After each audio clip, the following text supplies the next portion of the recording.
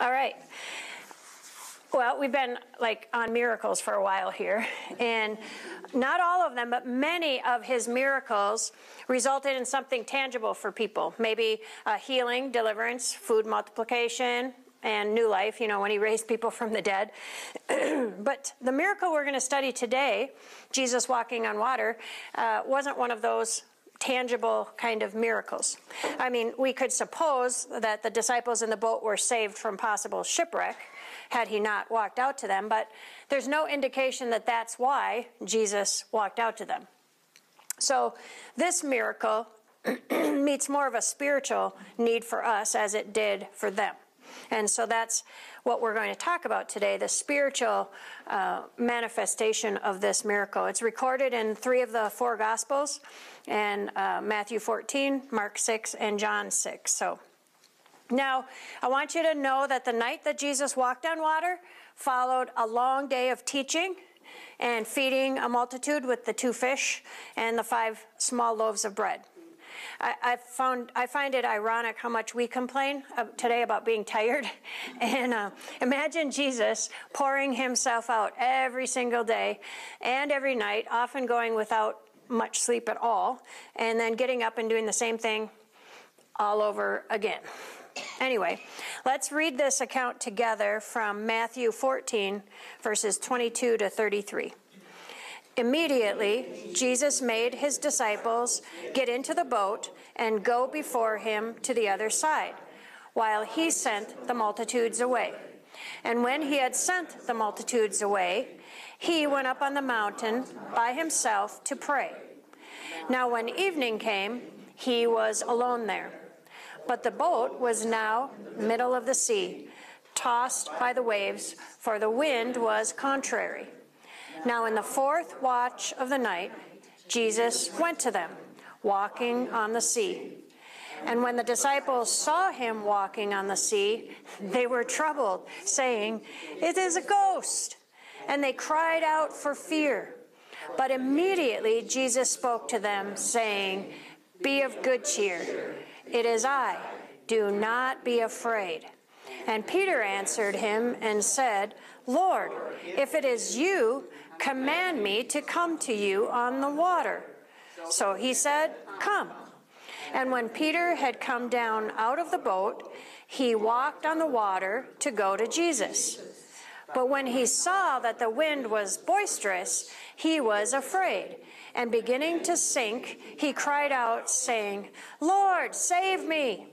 And immediately Jesus stretched out his hand and caught him, and said to him, "O you of little faith, why did you doubt?" And when they got into the boat, the wind ceased. Then those who were in the boat came and worshipped him, saying, "Truly you are the Son of God." So, the setting there is obviously Jesus sent his disciples away onto the Sea of Galilee, which was like a large lake. And then he sent the crowd away, and he climbed the mountain. He climbed the mountain so he could be alone to pray to his Father. The dark of night came. Jesus was alone with his Father while the boat was out in the middle of the sea, estimated to be 4 or 5 miles away from shore. It's out there. A storm rose, and the boat was being pounded by waves. Now, sometime between 3 and 6 a.m., the 4th watch, Jesus noticed they were out there in the midst of the storm. When I read that, I think about Jesus on the mountain, looking down at the lake, and seeing the ship out there where he sent them. Way to go, Jesus. Send them out there. And I wonder, did he race down the mountain? Did he take his time? What did that look like? We often just think of him oh, look at there. I should just walk out there. But he had to come down the mountain before he could get out there. We don't know. Question that I have, do you think the storm surprised Jesus? No, probably not. Jesus knows all things, right? I mean, he knows. As Pastor Mark pointed out to me this morning, they were fishermen. They would have known too. There's signs if a storm, we all know that. We're not even most of us aren't fishermen. And we know if a storm is coming, right? Jesus sent them out for a reason, even knowing there was a storm. Jesus always has good reasons for everything. Their faith would be tested because it needed to be tested. And Jesus, in the meantime, has priorities, and his priority there was spending time with his Father. So that was at the top of his list, so he sent them out and he went to pray. And obviously he taught them and teaches us something about himself through this miracle. Now, remember that Jesus had already shown his power over storms. He had already calmed a storm. Back in Matthew 8:27, he calmed the storm, and the disciples looked at each other at that time and said, "What kind of man is this? Even the winds and the waves obey him." So there's a good chance that some of those disciples in the boat had already seen him calm a storm. This time, instead of making the winds and waves obey him or finding another boat to get out to them, he just walks out there. Not on a sheet of ice, not on still water, but on these tumultuous waves that are pounding this boat. You know, even the pictures sometimes don't give the full picture of what that must have been like. Imagine this raging sea, and Jesus is walking out there. That's crazy, crazy imagery for me. And as he did, the disciples freaked out, as would we, right? They were terrified by what they were seeing. So they're sure it's a ghost. Jesus says, "Hey guys, it's me. Don't be afraid. Be brave." And as soon as they heard his voice, who spoke up? Yeah, Peter. I've often thought too, like, how loud did Jesus have to say it for them to hear? Because you know how loud waves and stuff are, right? Peter always wanted to follow Jesus. You know, you see that, you feel that when you're reading. He was always drawn to Jesus. Peter was, and he messed up a lot too. And he spoke things that weren't always so bright, as he did here. Peter says, "Lord, is it you?" Duh. He just said, "Hey guys, it's me." "Well, Lord, is it you?" "No, it's not really me." I read that and I'm like, that's so funny to me that he says that. "Lord, is it you?" Peter was the kind of guy, though, that said what others were thinking. You know, you can probably be pretty sure that the people left in the boat were thinking, is that really him? But they didn't have the guts to say it, because that would make them look stupid. But Peter, that's okay. I'll risk it. And then Peter didn't wait for Jesus to answer. He just goes right on. "Well, if it is you, tell me to come to you on water." I look at that as he was laying out a little piece of fleece there, you know. Let's just test him. But the amazing thing in what Peter did is he does show an inkling of faith, doesn't he? I mean, he had some faith to say, you know, I sort of think this would be really cool if I could just walk out there to you. Peter's the only disciple who asked to go to Jesus. The rest stayed put. There's a little gem of truth there, and I put that as truth number 1. If you want to experience things in Jesus, ask. How many people sit back and say, "Well, Jesus, if you want to do something for me, that'd be awesome, but, you know, it's up to you." Ask. The other disciples might have wanted to walk on water as well, but none of them dared to ask. I mean, what's the worst that can happen? He could say no. The Bible tells us in Matthew 7 and 8, you want to read that with me? "Ask, and it will be given to you. Seek, and you will find. Knock, and it will be opened to you. For everyone who asks receives, and he who seeks finds, and to him who knocks it will be opened." So we all know that Jesus knows our hearts very well, right? He knows our hearts better than we know our hearts, correct? So he knew that Peter's heart in questioning him was out of curiosity. It was not out of doubt. It wasn't that Peter doubted him at that moment, okay? He was like, if it's you, hey, let me walk on water. Let me come to you. And so Jesus said, "Come." Pretty easy. After Peter spoke, he waited. After Peter kind of laid out this fleece before God, he waited for Jesus to answer. He didn't make any assumptions. He didn't jump out of the boat.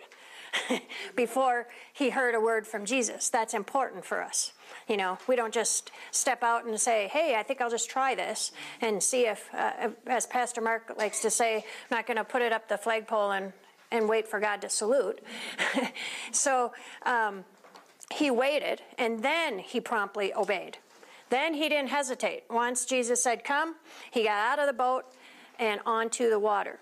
I can imagine, and hopefully you can, imagine him being just a little bit giddy about this whole prospect of walking on water. I know I would be. Anybody? Yeah, I think that'd be really, really cool. Peter had just enough faith to step out of the boat. Imagine this is between 3 and 6 a.m. It's the early morning hours. The storm is raging. And he's not worried about the possibility of being taken under by the waves or by some undertow. His eyes were on this ghost who wasn't really a ghost. His eyes were fixed on Jesus. And at that point, he was good to go, right? And then it happened. He took his eyes off Jesus.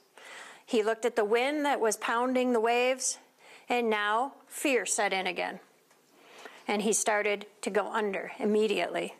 So I wrote there that there are two appearances of fear that we see. The first time the disciples were afraid because they didn't see who was coming at them, right? They saw this thing and they didn't know what it was, so they were afraid. But when they saw and heard it was Jesus, they weren't afraid. The second time, Peter, and I assume the disciples who were watching this whole thing unfold, remember they're still there watching this whole event unfold, they were afraid of what they did see. The storm that was raging, the wind and the waves, because that equated to certain death, especially if you get out of the boat. Stupid idea. They don't know if they're going to live if they stay in the boat, much less if they step out of the boat. So now they're afraid of what they do see. They feared what was known. And when they didn't see or hear Jesus, they were afraid, okay? So it just reversed there, if you notice that. They're flip-flop. So basically, I look at it and go, we're often afraid of what we can't see, and we're afraid of what we can see. We're, like, afraid a lot. A lot. So applying this to our own lives, sometimes we do the same thing as Peter. We fear something, but when we can see Jesus in the midst of it, we're good to go, right?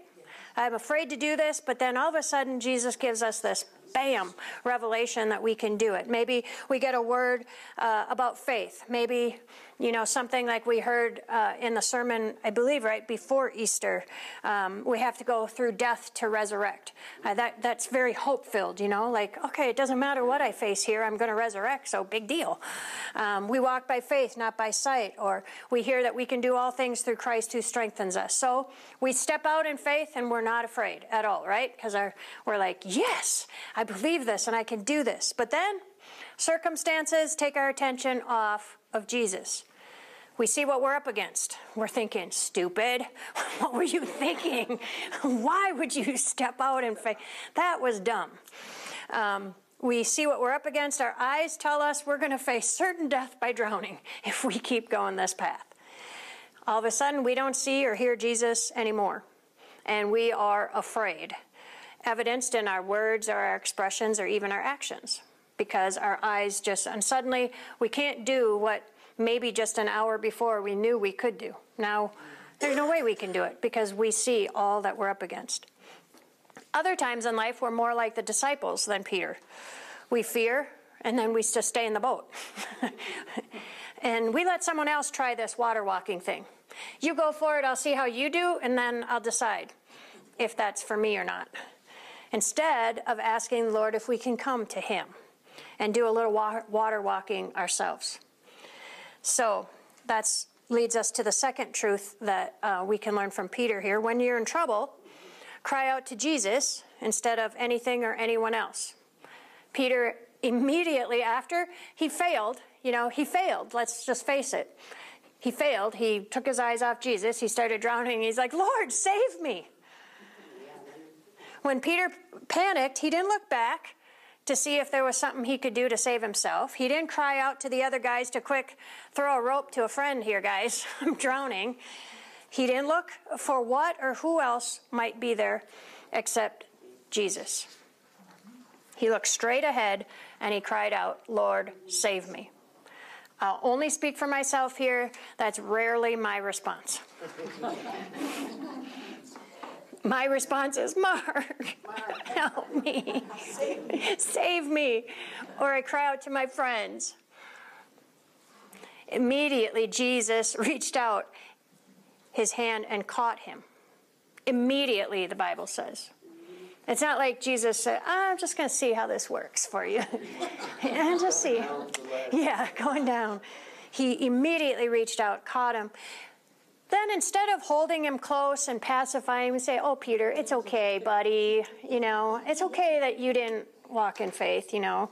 He spoke a very hard truth. Peter, in one of the versions it said, Peter, your faith is so small. Why did you doubt me? If I'm Peter, I'm pushing him away like, what? What was that? Because I'm going to be a little perturbed at this point, you know? But that's truth number 3. Know that Jesus will catch you. But when he catches you, don't expect him just to coddle you. He's probably going to tell you the truth when you cry out to him. He's, Peter, your faith is so small. Why did you doubt me? Now, I want you to remember this is not an attack on Peter's character as a person. It was life-changing truth about faith, about his faith, and about his motives. Here's the thing. Peter didn't doubt it was Jesus, right? At one point, he knew it was Jesus. He knew it was Jesus when he stepped out of the boat. There was no doubt in his mind that this was Jesus. There was certainly some nervousness, I'm sure, but not doubt, or he would have never stepped out. So Peter didn't doubt that it was Jesus. What he did doubt was Jesus. That's a little trick there on words. He doubted Jesus' ability to save him when he looked at the storm. So he didn't doubt that it was Jesus. He doubted Jesus. Rarely do Christians doubt Jesus is present. I don't think any of us in the room would ever doubt that Jesus is present in our lives, right? He's right here. He's right here with us. We do, however, doubt Jesus' ability and availability. We might not want to admit it, but it's true. The 4th truth in this account is realizing that Jesus tells us the truth so that we can grow in faith. See, I think we often look at this miracle fully relating with Peter's lack of faith. We're like, yep, I'm human just like Peter. And then we stop there, as though that's all that there is to see was his lack of faith at that moment that he started sinking. Instead of following through Jesus' whole train of thought here. See, we lack faith, so we stop. But we're not supposed to. When we lack faith, we're supposed to stop lacking faith. We're supposed to stop using small faith as an excuse for not trusting Jesus. By Jesus telling Peter, you have, what's up with this small faith stuff? Man, you're a man of great faith. Rise up. He says, what's up with the small faith? Why'd you doubt? This is me, Jesus, right here, right now. Can you hear him saying that to you today? Hello, I'm right here. I know you believe in me, but you're not believing me. Can you see? I said that last night. Jesus, can you see me? Because I can't see you right now. So we need to stop pacifying ourselves, saying, hey, you know, God gives us these stories because, you know, they didn't have strong faith either. So it's an excuse for us not to have strong faith. That's not the reason they're written. We're supposed to read on and see how Jesus is compelling us to learn about faith by telling us the truth. See, Jesus doesn't love us less for our small faith. He didn't look at Peter and say, I'm just so disappointed in you. You know, your small faith is just so disgusting to me. He didn't say that. He just was honest with him so that he could hear where he needed to grow. Jesus doesn't push us away because we doubt his ability to save us. He reaches out and he catches us just like he did for Peter. He speaks truth and he will ask us the hard questions. He doesn't do it to humiliate us or put us down, but he does it to remind us that he's got us. He has us covered so that we'll trust him with every aspect of our lives, whether it's physical, spiritual, emotional, intellectual, relational, psychological, any other all you can think of. Now, I'm a person who generally, and I'll use that loosely or usually, appreciates true honesty and bluntness from Jesus and other godly people he's placed in my life to speak into me. I often say the way I hear best is if Jesus takes me in a closet and pummels me a little bit. And then I'm like, oh, I get it. Thanks for that little beat down. And I say usually because not always, and usually not at the time, but give me like an hour or so to process, and I will be very appreciative of truth and honesty. Now, I've told this story about Pastor Mark's vicarage pastor, his lead pastor, speaking truth to me at our exit interview, and if you haven't heard, I'm just going to brief over it. We spent a year in Des Moines, Iowa, at Trinity Lutheran, and Pastor Mark's, it's kind of like their vicarage is their internship, so they get a year to learn how to be a pastor, so to speak. And his responsibilities covered the gamut, including college ministry at Drake University. Now, I was a 21-year-old insecure wife with a husband who is, in my opinion, and probably a lot of the girls on campus, very attractive. So here he is hanging out with college girls that some of them are like my age, because, you know. So I had many issues in those years. Self-esteem was, low self-esteem was right up there, along with extreme shyness. So after a year of very painful ministry for me, it was not a fun year, and I hid most of that year. We had an exit interview. He should have had the exit interview, but for some reason, we both got called into this exit interview.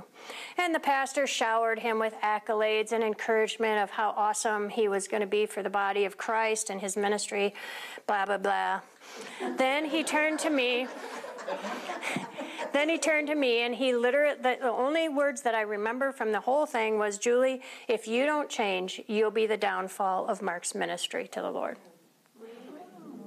Now, I honestly don't remember anything after that. I was devastated. And yet there was this part of me that respected him. I really did respect this man, and I had come to love him in that short year that we were there. So I knew in my heart that it was for the good. And so I actually learned that truth and honesty and bluntness are part of walking in faith. Now, see, I could have taken that truth and got defensive. Well, I did get defensive, but I could have stayed defensive. And I could have decided that it was so unloving that I'm just going to blow it off and not even think about it. And I probably did for a while, much more than an hour, I'm quite sure. I held on to that for some time. Or I could have taken that truth, and it is what I eventually did with it, and see how loving it was, how much he really did care about me and about us and about the kingdom of God, to tell me the truth so that I could grow in faith, so that I could grow in life and I could grow in ministry. Because he could use that Pastor Mark could use that later on when I still wasn't coming out of my shell. And he could use it again, because sometimes when you're really stuck, like I was in a rut, it's hard to step out in faith. So you got to hear the same blunt truth over and over and over again. So why did Jesus speak to Peter so truthfully and bluntly at this point? Because the truth is, Jesus is more powerful than any storm that surrounds us. But doubt will keep us from that power. And that's just the blunt truth that Jesus was trying to get across to him. That Jesus could do all things. But Peter wasn't going to experience it if he continued to walk in doubt.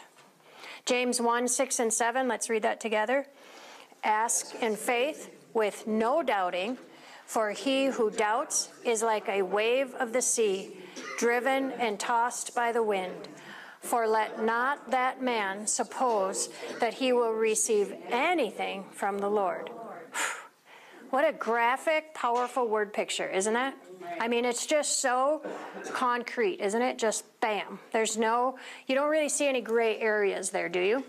There's no gray area. People who doubt are like waves of the sea, driven and tossed by the wind. They have no control of anything. No wonder we feel tossed about and beaten up so much of the time. Not because of circumstances, but because of doubt. And as Jesus put it, because of little faith. That's a hard truth, I know. I'm living it. I know what that feels like. There's great news in admitting that, though, because we can do something about little faith. We can do something about doubt. That's yay, rah, rah. We can do something about it.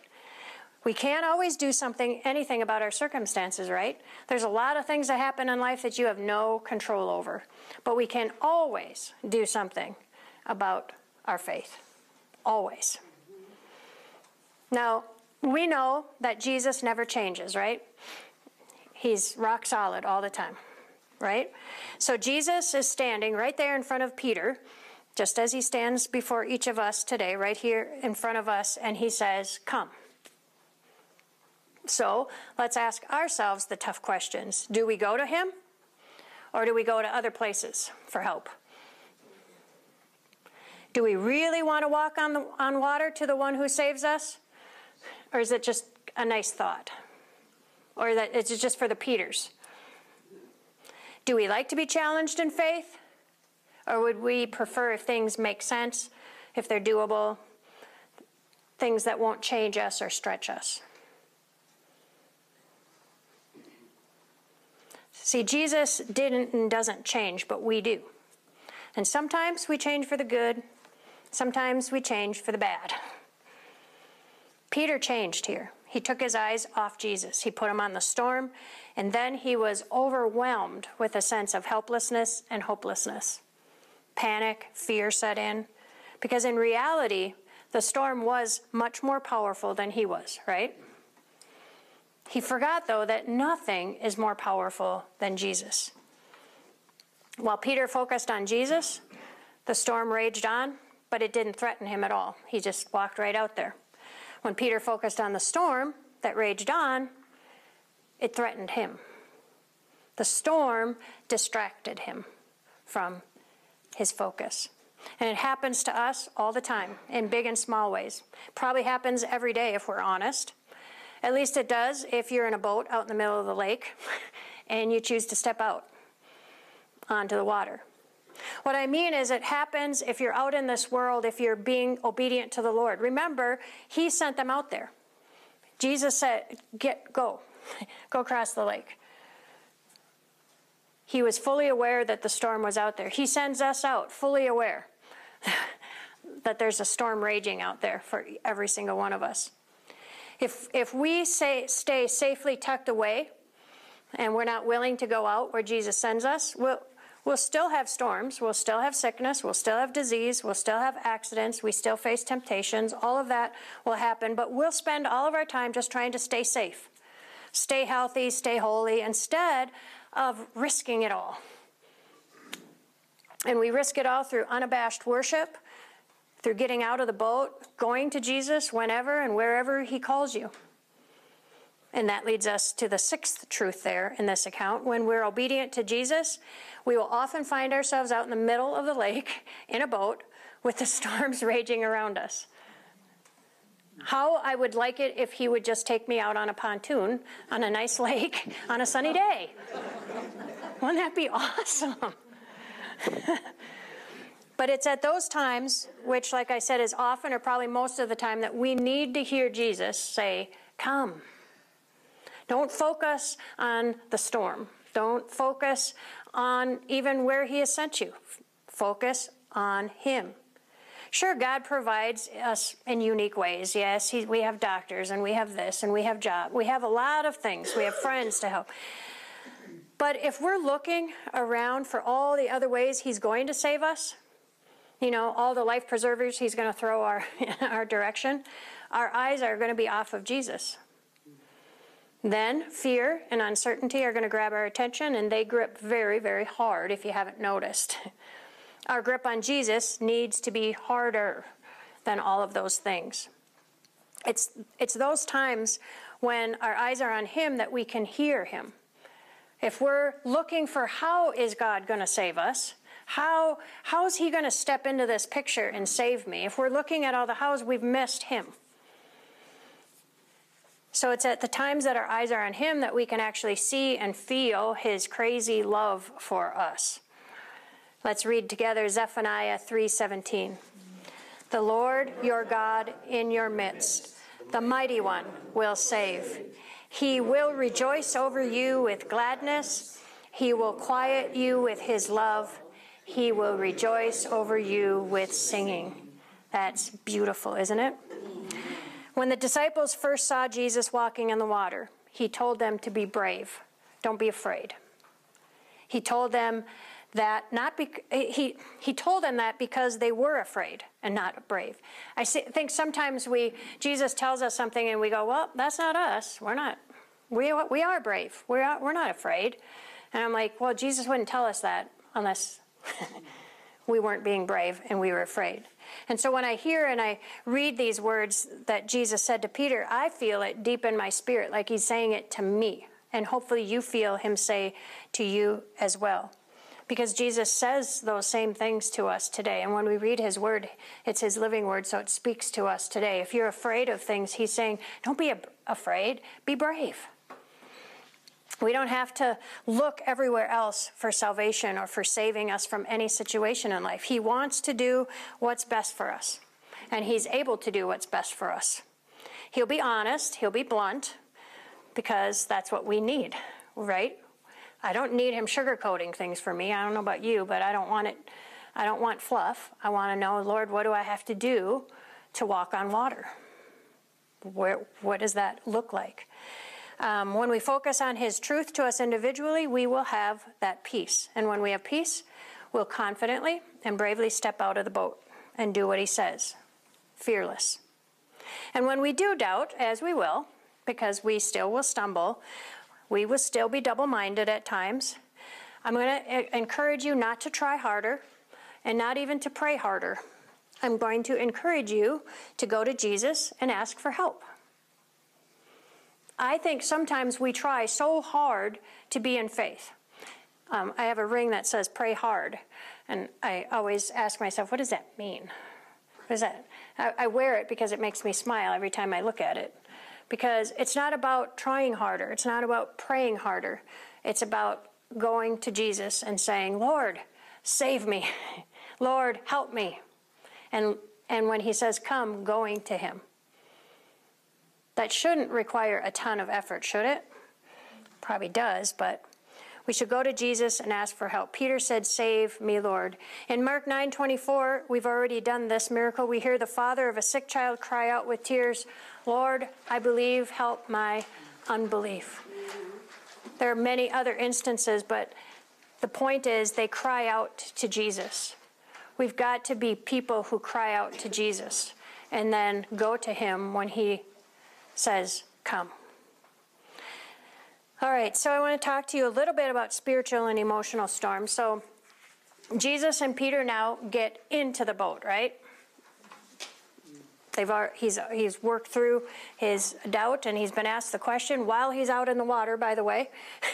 They're having that little convo. Then what? The wind and the storm calmed down, right? After they were physically safe. Love that picture as well. He does the teaching during the storm. Yeah, that's good. How many people love nature storms? I mean, love thunderstorms. Oh yeah, I'm like all about that. I mean, I don't like to be out in them, but I like to be inside watching them happen. Yeah, I think thunder, lightning, wind, rain, even hail that's just the raw power is so just so supernatural. Personally, I've lived through tornadoes. I guess we used to live in Tornado Alley. I remember very, very often mattress being thrown over me in the basement and the adults piling on, you know. I always thought, well, if I live and you all die. I mean, I literally had that thought. Like, I don't want to live if my parents are dead. I don't want to be alive. That'd be weird. But they were. We actually lived across the street from a trailer park. And so most of those people, would come over I lived in a duplex and then apartments.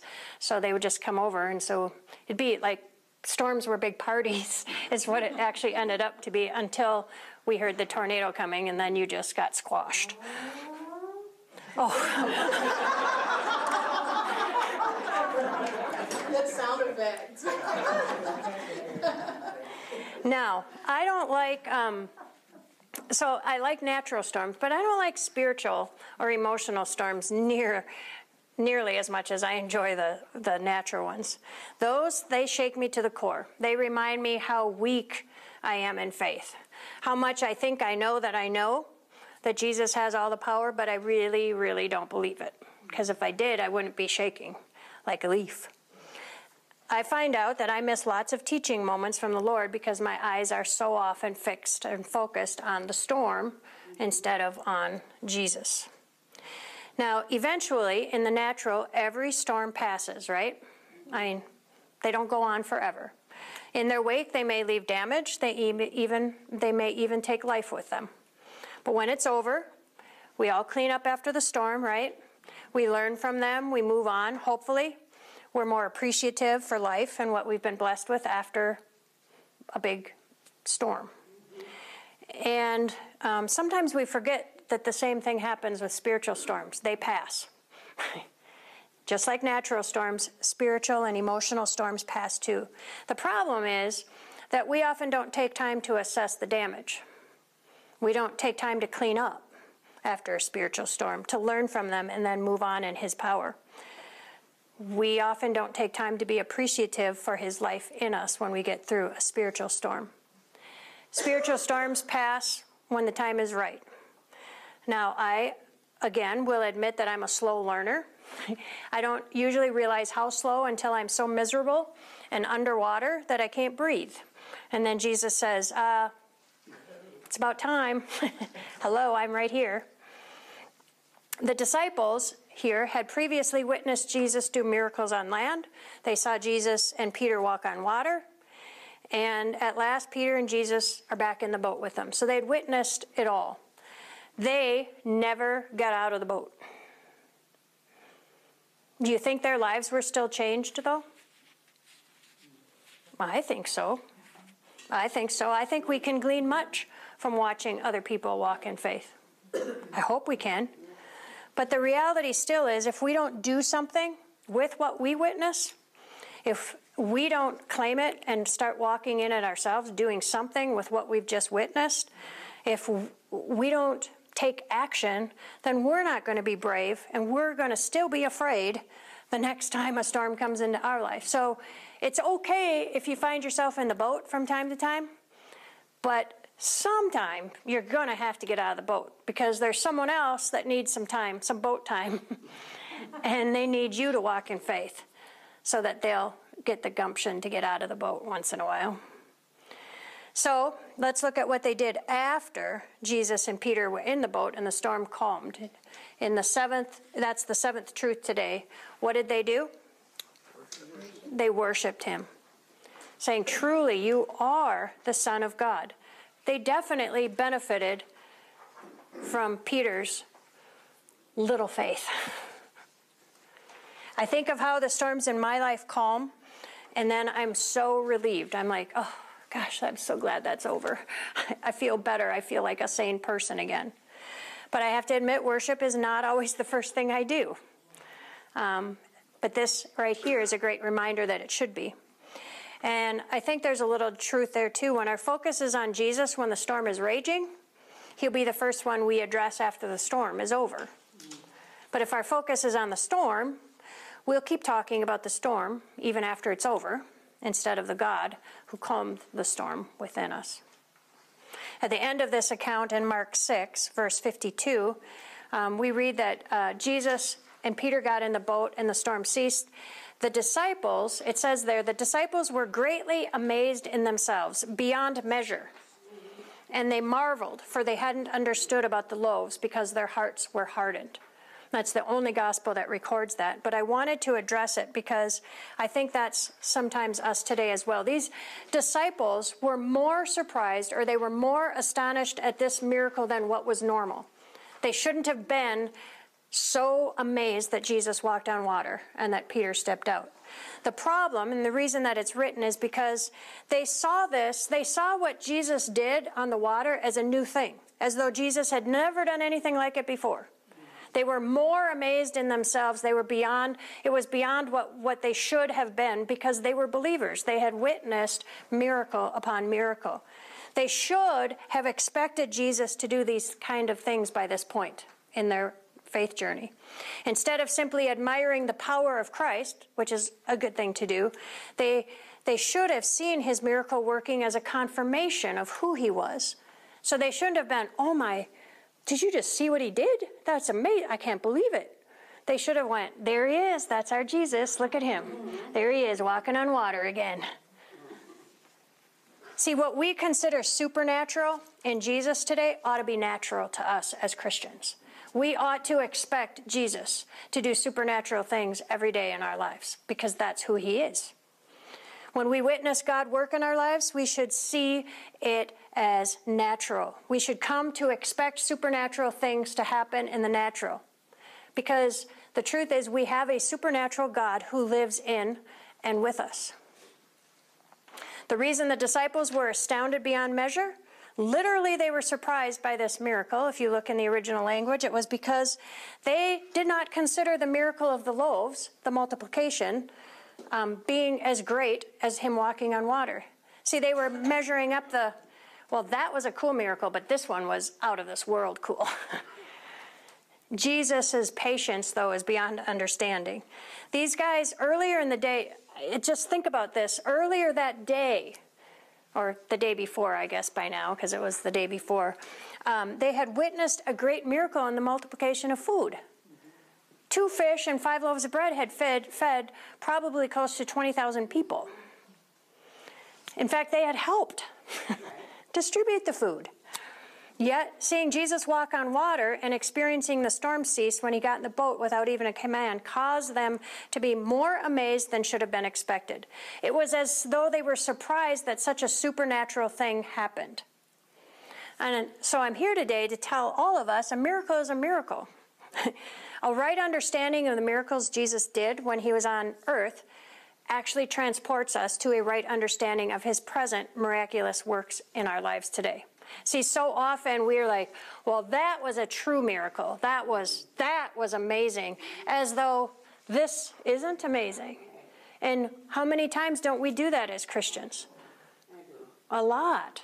You know, that's why we have guidepost magazines and stuff to chronicle all the amazing miracles, as though none of us are experiencing. We're like in awe that God does this one thing, you know, every once in a while. And I'm thinking God is like, wow. We need to stop acting as though we don't expect him to work in our lives. Our awe should be in Jesus, not in the miracles themselves. We should just come to expect him to be a miracle-working God. Finally, I want to say that it'd be easy for us to pass judgment on these disciples, to berate them for not believing, because they were right there in front of Jesus all the time. I think that sometimes we think that since they walked with Jesus, it should have been easy for them to believe and understand. But let's not pass judgment, because the truth is we are still astounded beyond measure when a seeming miracle happens in our lives. We fail to recognize God's miraculous work. We're often astounded when we hear of a true miracle. So I want us, that's the truth, number 8 that I want to leave us with today. We have it better than the disciples, actually. In John 16:7, let's read that together. Nevertheless, I tell you the truth. It is to your advantage that I go away. For if I do not go away, the Helper will not come to you. But if I depart, I will send him to you. See, even knowing Holy Spirit is our helper and is right here, we're more apt to see all that is not happening than to see all the amazing things God is doing. Or maybe all the horrible things that God has prevented from happening in our lives. How good do we really have it? Let's read John 16:13 together. However, when He, the Spirit of truth, has come, He will guide you into all truth. For He will not speak on His own authority, but whatever He hears, He will speak, and He will tell you things to come. So, I believe that we, like the disciples, need our spiritual ears cleaned out and our spiritual eyes opened up to the reality of the supernatural that we have in God, so that we live in that power, in really His resurrection power, as it is that we're the week after Easter. Amen? Amen. Okay, you could stop that.